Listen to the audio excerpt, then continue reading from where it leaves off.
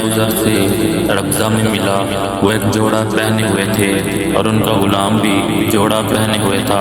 میں نے اس کا سبب دریافت کیا تو کہنے لگے کہ میں نے ایک شخص یعنی غلام کو برا بھلا کہا تھا اور اس کی ماں کی غیرت دلائی یعنی گالی دی، تو رسول اللہ صلی اللہ علیہ وسلم نے یہ معلوم کر کے مجھ سے فرمایا، اے ابو ذر، تو نے اسے ماں کے نام سے غیرت دلائی، بے شک تجھ میں ابھی کچھ اس معنی جہلیت کا اثر باقی ہے۔ یاد رکھو ماتحت لوگ تمہارے بھائی ہیں، اللہ نے اپنی کسی مصلحت کی بنا پر انہیں تمہارے قبضے میں دے رکھا ہے، تو جس کے ماتحت اس کا کوئی بھائی ہو